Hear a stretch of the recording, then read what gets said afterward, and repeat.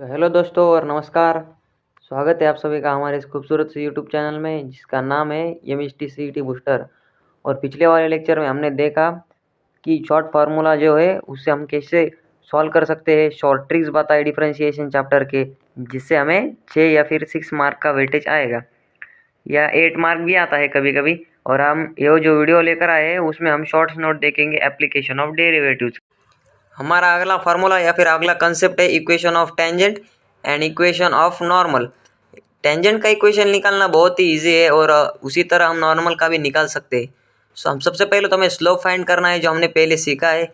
m की value differentiate करके अगर स्लोप आ गया तो y minus Y one is equal to m into X minus X one. Y one और X one की वैल्यू हमें क्वेश्चन में गिवन होगी, तो सिर्फ y की वैल्यू पुट करनी है, फिर m की वैल्यू पुट करनी है और x1 की वैल्यू पुट करनी है और उसे हमें सॉल्व करके x और y के टर्म में आंसर आना है। उसी तरह अगर हम नॉर्मल का देखें तो y minus Y one is equal to minus one upon M.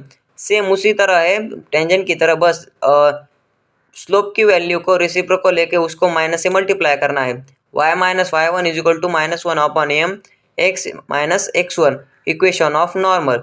आगे हम देखते हैं रेट मेजर उस पर भी काफ़ी सवाल आ चुके हैं। तो इसके लिए रेट मेजर में हमारा जो एस होता है वो होता है डिस्प्लेसमेंट। अगर हम डिस्प्लेसमेंट को डिफरेंशिएट कर दे तो उससे वेलोसिटी मिलती है और वेलोसिटी को अगर डिफरेंशिएट कर दे तो एक्सेलरेशन मिलता है। और अगर एक्सेलरेशन को हम इंटीग्रेट कर दे तो फिर उससे वेलोसिटी मिलती है और वेलोसिटी को अगर हम इंटीग्रेट करें तो डिस्प्लेसमेंट मिलता है। बस यही तीन इसमें कॉन्सेप्ट है। अगर आपने इसका यूज कर लिया तो रेट मेजर पर आए हुए हर एक सवाल का आप सॉल्व कर सकते हो। अगला टॉपिक है अप्रोक्सीमेशन। अप्रोक्सीमेशन में हमें एक वैल्यू दी गई हो और उसको अप्रोक्सीमेट वैल्यू फाइंड करनी होगी। तो उसके लिए हमें कुछ 3 टर्म का यूज़ करना होगा। सबसे पहले तो हमारे पास एक फार्मूला है जो कि बहुत इंपॉर्टेंट है, F of A plus C H is equal to F of A plus C H into F dash of X. सबसे पहले अब ये वैल्यू है क्या? जो F of A plus C H है वो एक्स ही है, जो हमें एक्स गिवन है क्वेश्चन में वही होगा और उसका हमें 2 पार्ट में स्प्लिट करना है। सपोज अगर एक्स की वैल्यू कुछ भी दे देगा जो हम रख नहीं सकते, जैसे कि 1.9999, तो हम उसे 1.999 नहीं लिखेंगे, उसे लिखेंगे 2 माइनस 0.0001। अगर हम ऐसा लिखेंगे तो हमें वो स्प्लिट करने में या फिर एफ ऑफ एक्स को डिफरेंशिएट करने में ज़्यादा आसान होगा। अगर ये सारी टर्म्स हमें पता होगी तो क्वेश्चन में हम सीधा सीधा फॉर्मूला यूज कर सकते हैं। और हमारा जो अगला है टॉपिक वो है इंक्रीजिंग फंक्शंस और डिक्रीजिंग फंक्शंस। इंक्रीजिंग फंक्शंस में हमें जो वैल्यू दी गई है या फिर जो इक्वेशन दिया गया है उसको हमें सबसे पहले डिफरेंशिएट करना होगा। डिफरेंशिएट करके उसे अगर वो 0 के इक्वल या फिर 0 से ग्रेटर आ रहा होगा तो उसे हम कहेंगे इंक्रीजिंग फंक्शंस। अगर वहाँ पर स्ट्रिक्टली लिखा होगा कि F dash of x is greater than 0 ही होगा, अगर स्ट्रिक्टली इस शब्द का यूज किया है तो इक्वल का साइन नहीं लगेगा।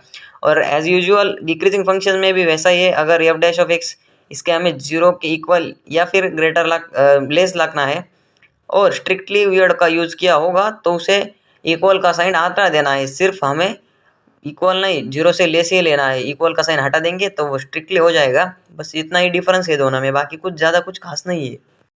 मैक्सिमम एंड मिनिमम वैल्यू हमारा अगला टॉपिक। सेकंड, हमें सबसे पहले तो जो इक्वेशन दिया है उसको डिफरेंशिएट करना है और 0 के इक्वल रख देना है। 0 के इक्वल रखेंगे तो हमारे पास x की 2 वैल्यू आएगी। अगर x की वैल्यू फिर हमारे पास जो इक्वेशन है उसको हमें डबल डिफरेंशिएट करना है। उस डबल डिफरेंशिएट करे हुए इक्वेशन में x की वैल्यू रख देनी है। अगर x की वैल्यू पॉजिटिव आई तो वो होगा मिनिमा और अगर x की वैल्यू निगेटिव आई तो वो होगा मैक्सिमा। ये याद करने में बहुत आसान है, अगर पॉजिटिव है तो मिनिमा और निगेटिव है तो मैक्सिमा। और सबसे पहले हमें क्वेश्चन में जहाँ पर बच्चों को कन्फ्यूजन होता है वो यही है, यही लाइन जहाँ पर उन कन्फ्यूजन होता है और आंसर आने के बाद भी हम क्वेश्चन मिस कर जाते हैं। सबसे पहले तो अगर हमें मैक्सिमा और मिनिमा फाइंड करने के लिए कहा गया हो तो हमें एक्स की वैल्यू फाइंड करने के लिए कहा गया है, और अगर हमें मैक्सिमम और मिनिमम वैल्यू फाइंड करने के लिए कहा गया हो तो हमें एफ ऑफ एक्स फाइंड करना है। अब हम देखते हैं इस टॉपिक के सबसे मेन 2 थ्योरम। सबसे पहले तो हमारा है रोज थ्योरम और फिर है LMVT। रोज थ्योरम में जो हमारा फंक्शन है वो कंटिन्यूस होना चाहिए होगा और वो दिया गया होगा क्वेश्चन में फ्रॉम A to B इन ओप, और उसमें A और B इंक्लूडेड होगा और वही डिफरेंशिएबल होना चाहिए A से B, लेकिन A और B इंक्लूड नहीं होंगे। F of A is equal to F of B होगी थर्ड कंडीशन। और एलएमपीटी इस थ्योरम में भी सेम कंडीशन है, पहली दो वो कंटिन्यूअस होना चाहिए और डिफरेंशिएबल होना चाहिए। लेकिन जो थर्ड कंडीशन है वहीं से पता चलेगा ये रोल्स थ्योरम है या फिर एलएमपीटी है। रोल्स थ्योरम में जो डिफरेंस होगा वो होगा कि F dash of C is equal to 0। मत सी क्या होगी, सी एक वैल्यू होगी जो कि ए और बी के बीच में ही लाइज करेगी। लेकिन एलएमवीटी में ऐसा नहीं होगा, जो सी है वो उनके बीच में ही लाइज करेंगे। लेकिन F dash of C is equal to F of B minus F of A upon B minus A. ये हो गया हमारा सेकंड चैप्टर पार्ट 2 में जो मैथ है उसका 12th में एप्लीकेशन ऑफ डेरिवेटिव्स। और इस चैप्टर को अगर आपको समझना है या फिर मैंने जो बताया वो बातें आपको समझनी है तो आपका जो टॉपिक है वो पहले कवर होना चाहिए और आपके उसमें सारी बातें याद होनी चाहिए। सिर्फ हमारा शॉर्ट फॉर्म है जो हम एग्ज़ाम के एक दिन पहले भी रिवाइज करके जा सकते हैं। और उसके हमें मोस्ट इंपॉर्टेंट जो क्वेश्चन है इस चैप्टर के इस दो थ्योरम पर से ही आते हैं ज़्यादा से ज़्यादा क्वेश्चन। अगर आपने ये भी कर लिया तो बहुत है, इस चैप्टर में जो क्वेश्चन आएगा वो आप सॉल्व कर लोगे। तो आप प्लीज़ जाते जाते हमारे इस चैनल को सब्सक्राइब कर दीजिए। हमारा जो अगला वीडियो है वो आपको और 2 दिन में मिल जाएगा, तो पढ़ते रहिए।